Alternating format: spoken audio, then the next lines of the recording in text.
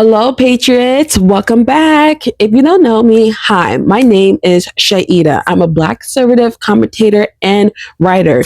And this is my podcast where I discuss relevant issues surrounding people, society, culture, and politics. I'm so happy you're here. I'm so happy that you're joining me today. Before we get right into it, this is a very long video, so I do want to hit into the interview because I had sat down with a lovely gentleman, one of the most lovely gentlemen that I've met in politics, and he goes by the name Michael, or Mike for short, ter Maat. And I just love his name. It flows off so lovely. Anyways, he is a leader and a pioneer in the GOP, and he's also running a movement called the Republican Liberty Caucus. Give me liberty or give me death. Anyways, I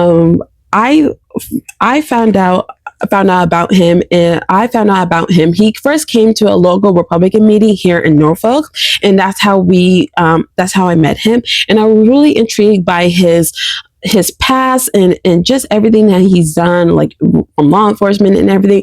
We'll get to more in that in the interview. But I want to talk more about the Republican Liberty Caucus, because I never heard of it prior to him meeting him at the local Republican Norfolk meeting. And the mission of the Republican Liberty Caucus is to return the Republican Party to its ideological roots of limited government, free markets, personal liberty, and responsibility. That sounds good to me. If that sounds good to you, then this is the episode for you. So make sure you hit that subscribe button, leave a comment. I'm sharing all of this now because I will, once the interview is over, that will be the end of the video, because I don't want to take up more of your time. But guess what? But we have a lot of good nuggets in this video, in this episode for you. So be sure to hit that subscribe button and share this video with someone else, with another fellow patriot. Anyways, I'm going to let it roll right into it. But before I do, I'm going to share a scripture so that way we can set the day right, because we always got to set the day right with the scripture. Okay. And in this scripture, you can find it in Proverbs 21, and here in verse 3, it says, do what is right and just is more acceptable to the Lord than sacrifice. To do what is right and just is more acceptable to the Lord than sacrifice. That is the scripture of the day. All right, let's get into it.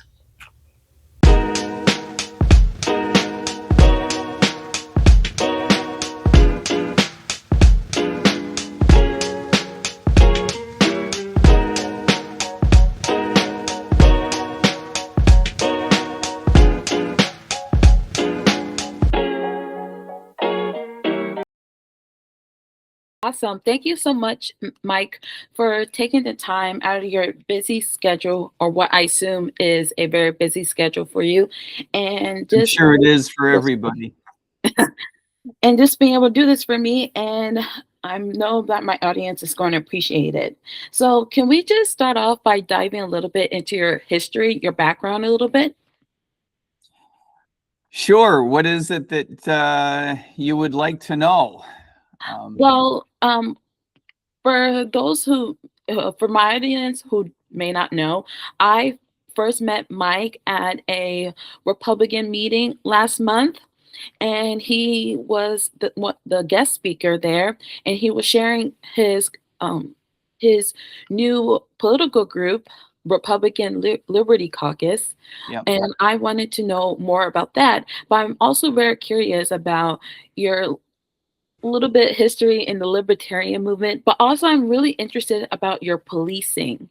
I learned from you that you were once a police officer for about a decade. Yep. And I want to know, we'll get into that later, but I just want a little more background on that. Sure, I appreciate that. I grew up as in the banking industry. I worked for a couple of banks when I got out of college, and went back to grad school in economics. I worked for the White House for a couple of years. I worked for the re-election campaign for George Herbert Walker Bush in all of '92, and then I was in Washington as an advocate in financial services. In those days, working for the industry meant advocating for free markets and more competition. I'm not at all sure that that's the way it is these days, but that's the way it was in those days. And then I ran my own business for a long while, 7, 8, 9 years. And then, yes, as a second career, I went into the police academy. I taught economics at a couple of universities in Florida, and that's how I worked my way through graduate school. So been around a little bit, retired from the police department maybe 4 years ago. I worked from the age of 49 to 60. I was on the road for 11 and a half years in South Broward County in South Florida. So Does you be a police officer that older? Yep. As a matter of fact, it's not usual, but I do believe that it's the right way to do it. Older people are, I think, best suited for the temperament that I think is a good idea to have as a police officer. It is sort of a young person's sport in the sense that it can be fairly rigorous. The hours can be difficult, but it has to be mixed in with a certain amount of maturity that I think is very difficult for a young person to muster. Awesome. Okay. Well, I'm going to actually hit you with my first question. My first question is, for younger people who are skeptical of both major parties, what case would you make for getting involved with the liberty movement today?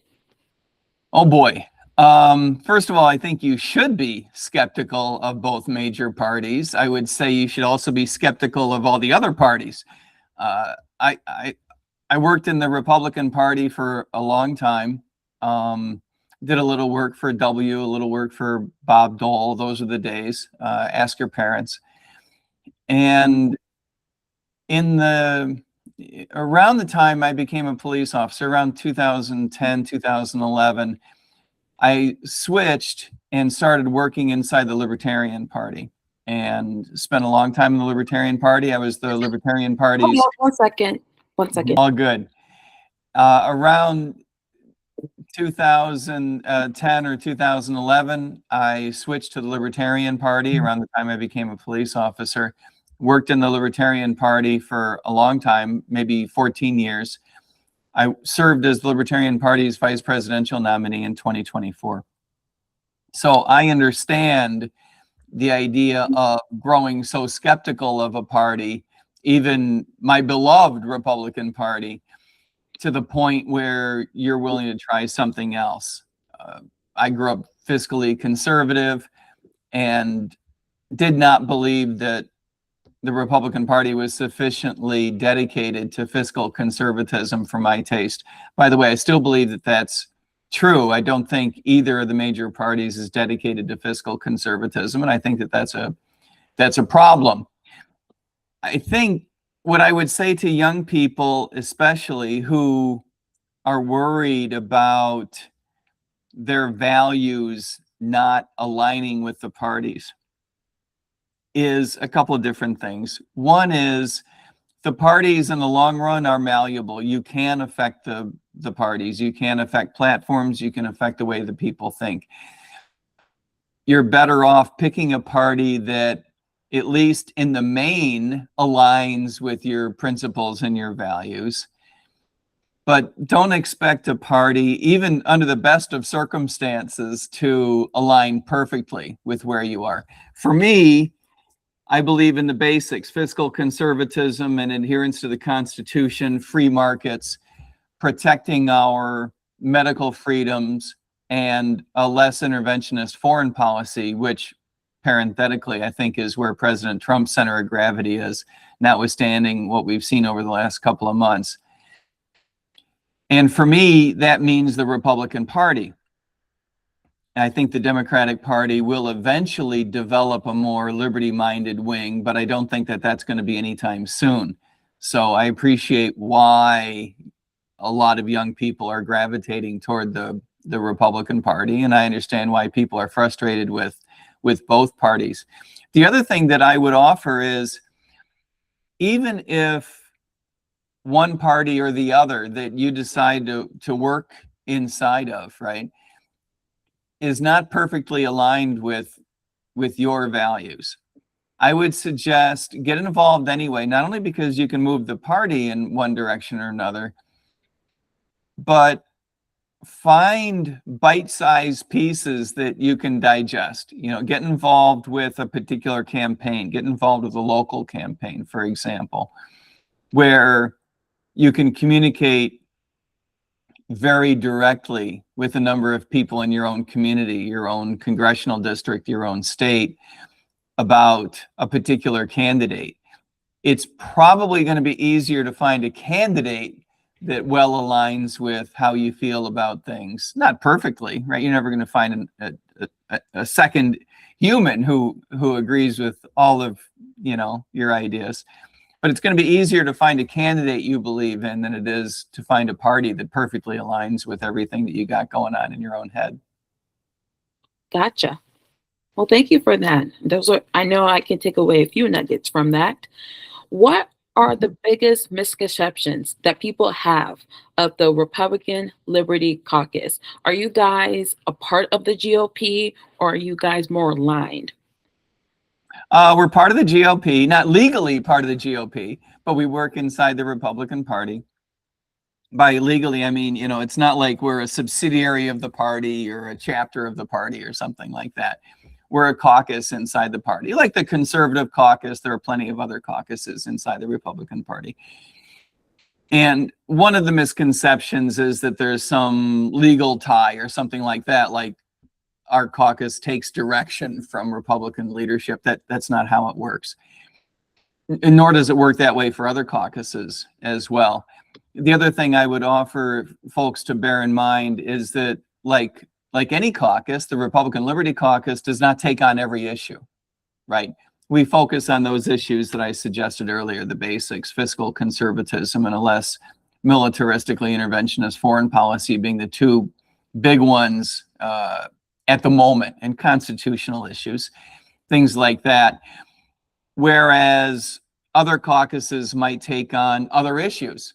You know, no caucus is going to take on all the issues, but if each caucus focuses on what it thinks is really important, then, you know, there's always going to be a caucus out there for you. The Republican Liberty Caucus is an old caucus. It was started in the 1990s by a number of liberty-minded folks who believed it was smarter to work inside the Republican Party than it was to join, for example, the Libertarian Party. This is back in the Ron Paul days. A lot of folks who remember Ron Paul. For the youngsters, we're talking about Rand Paul's father.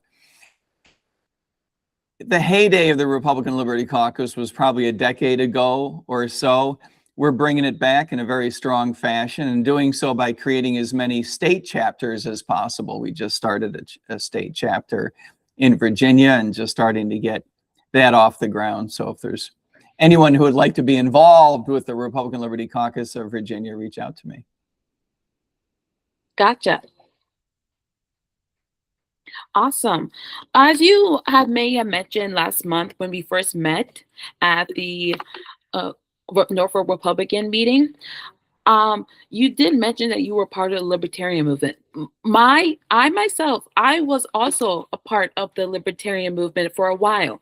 When I started to dive into more more towards conservatism, I first joined the Libertarian Party, more notably YAL, which is Young Americans for Liberty, and they're more terrific group.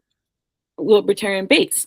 I haven't been really in recent years have been really great. I haven't really been great with keeping up with what's going on inside the party or inside the movement, but I've always appreciated the values and the skills that I learned from them. So my question to you is, what originally drew you to the libertarian movement, and which values from that experience still shape your political philosophy today? Sure, I appreciate that. when I was in the Republican Party, the big driver for me at the time, I was very young. When I was in my late 20s, for example, the big issue for me was stopping the government from spending so much money. I was very fiscally conservative, and this is what worried me. So when my boss's boss's boss's boss's boss, George Herbert Walker Bush, said, read my lips, no new taxes, and then went back on that pledge, that's a tough time, right?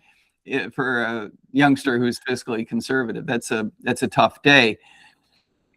So the Libertarian Party is always very good at standing up against spending, very skeptical of government institutions more generally.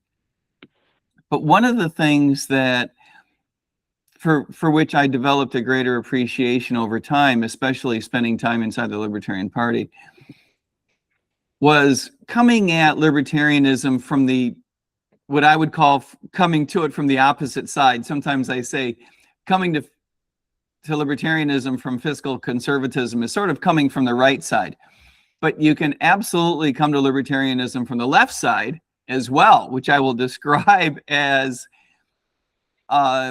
coming to it as a matter of ethics. And the way that I would describe that is through the following question.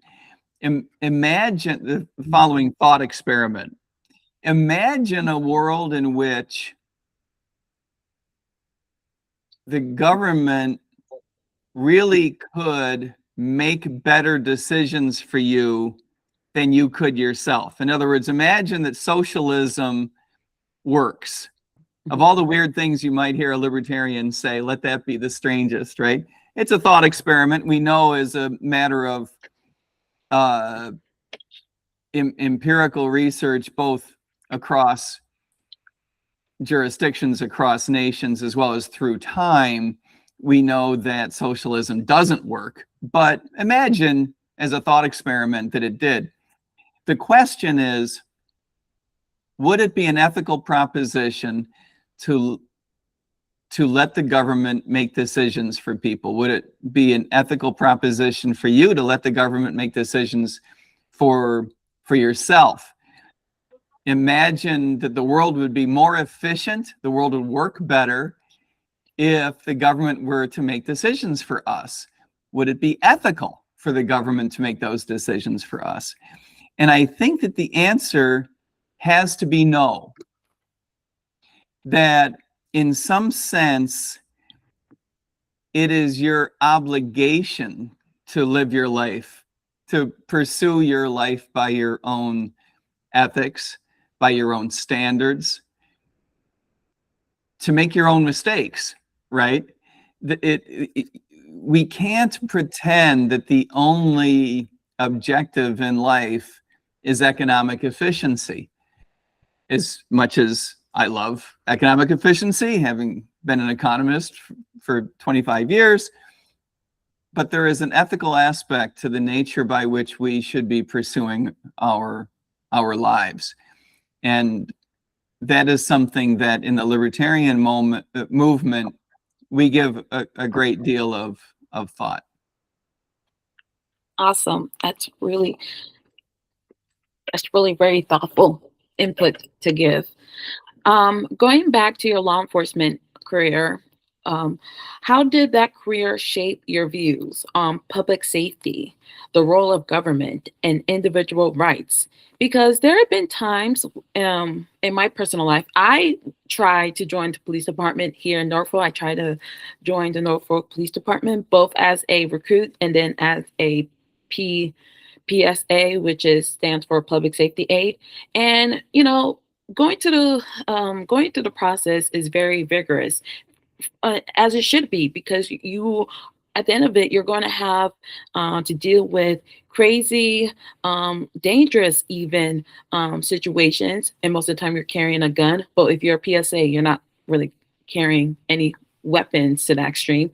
But one of the things that really pained me when I didn't get the job, or I didn't get to continue on the application process enough, was that um, my conservative values would not be appreciated by the superiors in the department. Norfolk is a very blue city, and so when they did social media dive, they really combed through like my posts and my videos, and it became very clear that I would not be able to join in, because I would have to be neutral. And that I understand for to some extent, but I also don't really understand how a police department like Norfolk can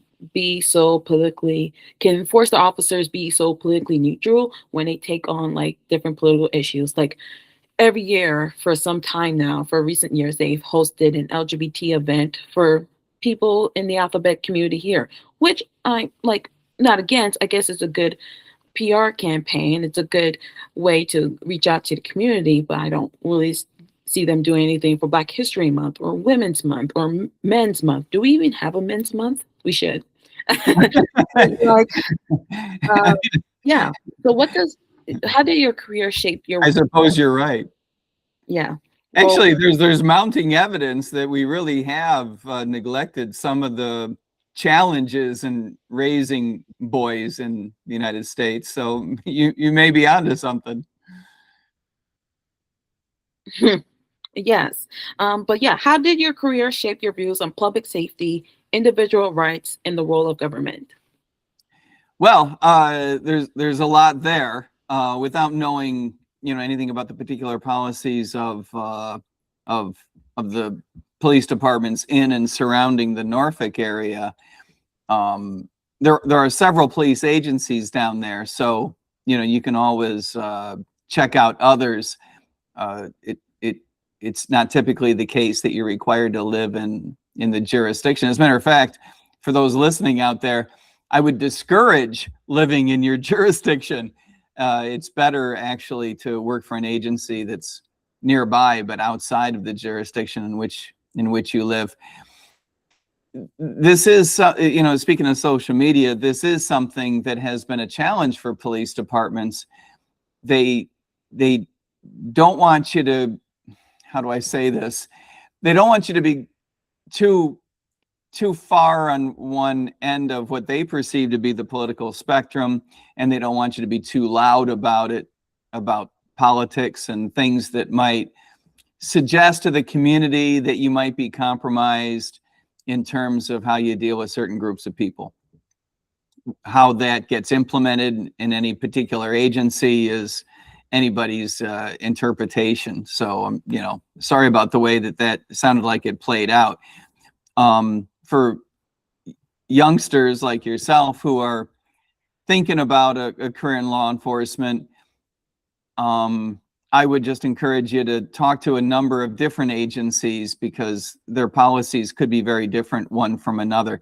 Regarding the idea of conservatism, I found in my particular agency, again, I got to know a lot of people in a lot of different agencies, but in great detail, I can really only speak to the experience I had in my jurisdiction, in my agency. I found that the vast majority of people with whom I worked were conservative, yes, but I would characterize them as largely libertarian, in the sense that they were skeptical of government, skeptical of big institutions, skeptical of the way things had always been done. One thing to remember is that, you know how we all like to complain about our boss, right? Mm-hmm. Everyone likes to say, oh, he or she, they don't know what they're doing. They screwed this up, whatever, or the dumb thing that they asked me to do. That happens, and frequently for good reason, right? Bosses are just as human as anybody else. Well, when you're a police officer, that frequently takes the form of complaining about the political institutions that are responsible for the way you're asked to do your job. So it takes the form of, you know, did you hear about the dumb thing the mayor asked us to do lately, or the city council wants us to do, or the direction that they want us to go in regarding policing, or the dumb thing that happened in Tallahassee. I worked in Florida for 11 and a half years as a cop. So, you know, the dumb thing the legislature recently enacted and wants us to do differently. So there's a natural overlap with sort of libertarian skepticism of political institutions, which I think is largely healthy, you know, by the way. Being a cop, in my view, being a good cop, let's start there, because there is a difference between good policing and bad policing. I think not too many people would argue with me about that, right? There is such a thing as good policing and bad policing. We can all argue about just what we mean by good policing and bad policing, but I think most people have a general idea of some of the things we would characterize as good and some of the things that we would characterize as bad. For me, fundamentally, good policing means having a fairly libertarian attitude. And what I mean by that is recognizing that the job is protecting your rights. And that means, in many cases, protecting your rights from crime, right? Protecting your rights from other people in the community who would do you wrong. But it also means protecting your rights from the government. The guys and gals with whom I worked were very cognizant of the fact that they were frequently the last line of defense of the Constitution. One of the things that surprised me when I became a cop was the tremendous latitude there was in how a police officer could guide the disposition of any particular case. Policing is a team sport. You're not out there by yourself. But if it's your case, you frequently have a great deal of flexibility in terms of how any particular case goes. And sometimes that can mean whether there's a citation written or not, whether someone gets arrested or not, the kinds of things that they're charged with, all kinds of issues at stake. And it's incumbent, therefore, on a police officer to bear in mind not only the letter of the Constitution, but the spirit of the Constitution. And mix in with that what it is that the community politicians want the job to look like, what the community wants the job to look like as expressed through their politicians. In some communities, legitimately, in some communities, folks want you to focus on fighting crime, right? If your community has a crime problem, there'll be a lot of people in that community who don't want to hear, well, you know, we need to work with people and we need to be careful and we don't want to be too heavy-handed and yada, yada. And then there's other communities maybe who have had bad experiences with excessive policing in the past, or maybe they just don't have a very high crime rate, or for whatever reason, they have a different attitude. And they don't want to hear police talking about doing whatever it takes to bring bad guys to jail, and that's all they're focused on, right? There are different attitudes. And it's never as simplistic as we want our police department to have this attitude or that attitude. You have to sort of switch back and forth and understand when a particular attitude is appropriate. But all of that means that each police officer needs to have an ability to stand on his or her own 2 feet and be able to think through the implications of their decisions in the context of the Constitution. Awesome. As you look forward to the future of the Republican Liberty Caucus, what gives you the most hope? I think that the debate that's going to matter in politics, in American politics, is going to take place inside the Republican Party. Again, I think that the Democratic Party will eventually play a role in a political, philosophical debate in the United States. I just don't think it's going to be anytime soon. I think the Democratic Party hasn't gotten to the starting line in terms of figuring out what it's been doing wrong the past 20 years. It takes a long time. The debate that's going to matter is going to be inside the Republican Party, and it's going to take the form of, what do we want our party to look like as President Trump leaves office? What will be his legacy? You know, what is important to us? And I think that that can go in a couple different directions. One is a more nationalistic, more populist, more interventionist style of policymaking, and one is a more libertarian style of policymaking, one that's more focused on adhering to the Constitution and protecting the basics, as I said before, fiscal conservatism and free markets. And I'm hoping for the latter. And that's why we're engaged, because we want to play a role in that debate of defining what the party looks like as President Trump and his administration eventually leaves office. Libertarianism is, properly understood, best characterized as traditional American politics. In the United States, most Americans are most comfortable with basic ideas like live and let live. Mm-hmm. Most Americans don't want more government. I think most Americans are happy to invite government into their lives to the extent to which that means the government protecting their rights, protecting their safety, but not telling them how to live their lives, right? Yeah.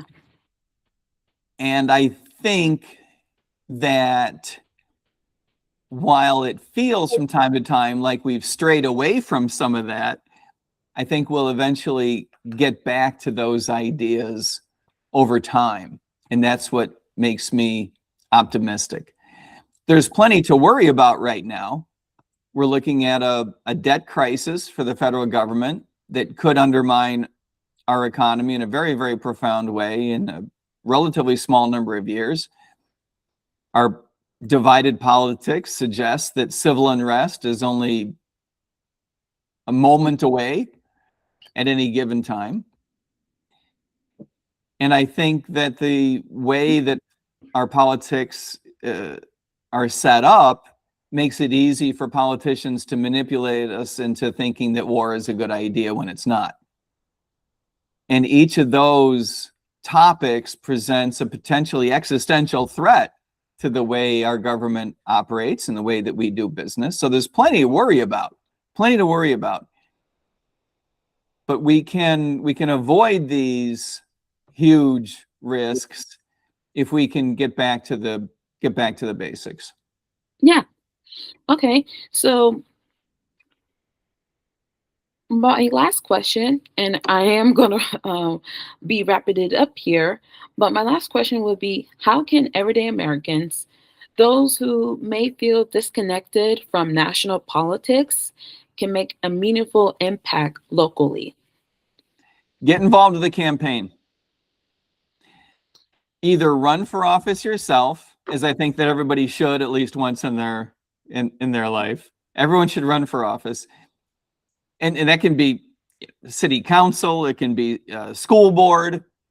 Get involved with appointed commissions and committees that your town or your county or your state runs and relies on to do some of the blocking and tackling of governance, of providing services.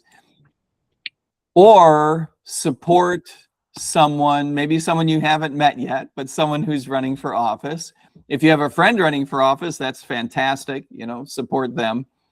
But if not, find someone who doesn't seem like a schmuck, who seems like their heart is in the right place. Don't expect to agree with them on 100% of what comes out of their mouth. But if they seem like a good person, they're trying to do the right thing, you don't have to have a lot of money, but you have to have some time on your hands. Be willing to, knock on doors for them and talk about the issues that are meaningful to you, on which you agree with your candidate. If your candidate has positions on 5 issues and you only agree with them on 3, then talk about those 3, right? Talk about those 3. Go knock on doors and tell people how you feel about those 3 issues and that your candidate agrees with you, and therefore we should vote for that candidate. And this gets you not only some experience, but can spread some of your philosophy and your thoughts in a way that can be very rewarding, and perhaps even more important, can be good for your community. To that end, I'm a big believer in campaigns. I think it's hard to spread ideas without political campaigns. We're going to be announcing, for example, a political campaign July 9 at Freedom Fest in Las Vegas. And very much looking forward to it. It's a campaign that will be motivated to spread some particular ideas. And it'll be the kind of campaign that a lot of folks can get involved with and feel good about. It'll be a national campaign. It'll be in the Republican Party, and it's going to be a lot of fun. So I'm a big believer in campaigns. Whether you find a local campaign or a national campaign, get involved. Awesome. Well, that's it. That's all I got today. Just a list of couple of questions, just to get know more a little bit about the Republican Liberty Caucus, and also just you as a person, because I was really fascinated by your story when I first heard about it at the Norfolk Republican Party. So I do really appreciate this. Do you have at least one question for me? What? I do, and when I saw you at the meeting, it crossed my mind. You obviously bring a lot of energy to this, which is fantastic. And I wanted to ask you why. What's your why? What drives you into the Republican Party, and not so much the Republican Party instead of the Democratic Party, but what I mean is, what moves you to get involved with politics?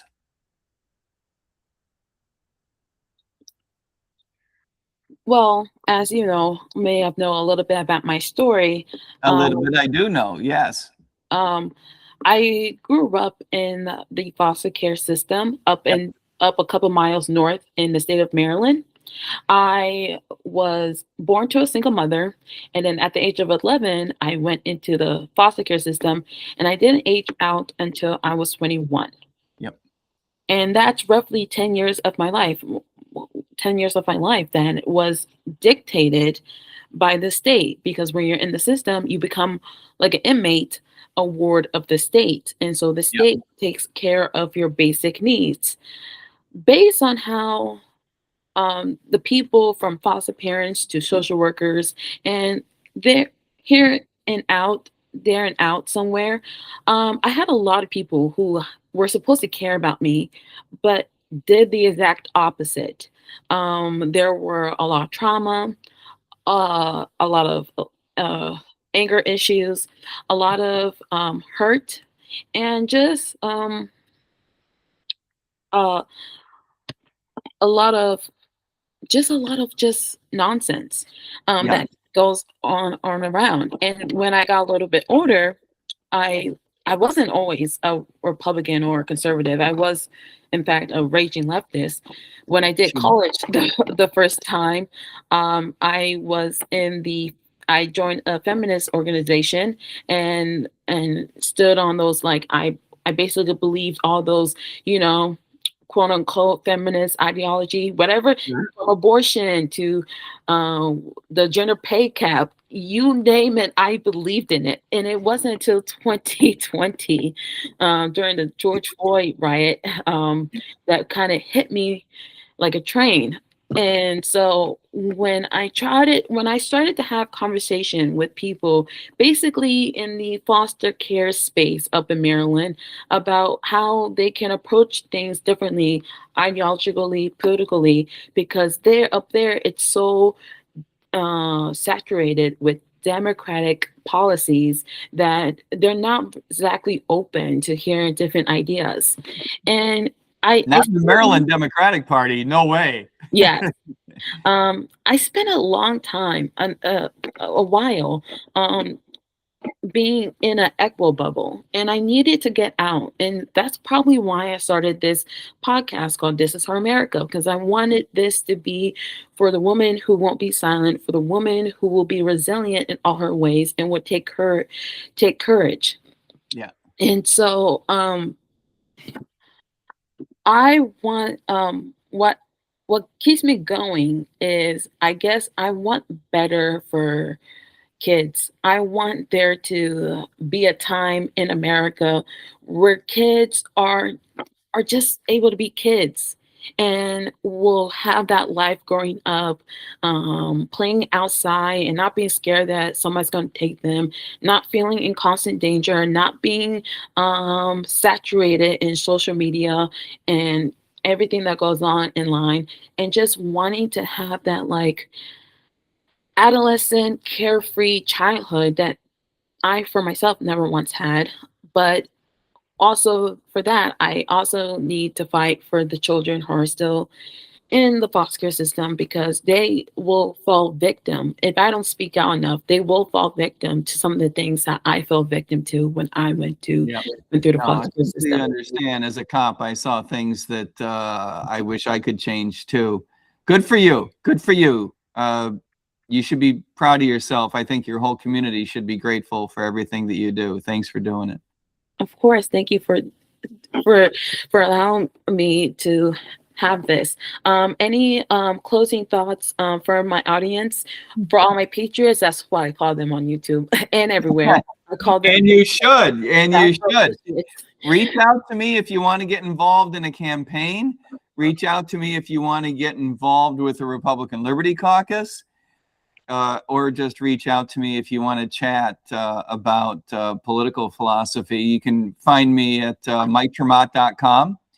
My email address is mike@MikeTerMaat.com. You have to spell it right. You have to have 2 A's in Termat. But well, yeah, and I'll be sure to like share all your info Feel free to reach out, especially if you want to get involved in a campaign starting July 9. So it's going to be an exciting time. Awesome. Well, thank you so much, Mike, and I hope you have a blessed evening. You too. God bless you. Thank you for tuning in to This Is Her America. We're here to have the conversations others are afraid to touch. If today's episode challenged you, encouraged you, or gave you a new perspective, do not keep it to yourself. Share it. Subscribe and join the conversation. Follow the podcast on YouTube and all major platforms and stay connected, because this isn't just commentary. This is conviction. Until next time, stay rooted in truth, be bold in faith, and unafraid to stand. This is her time. This is her America. From yours truly.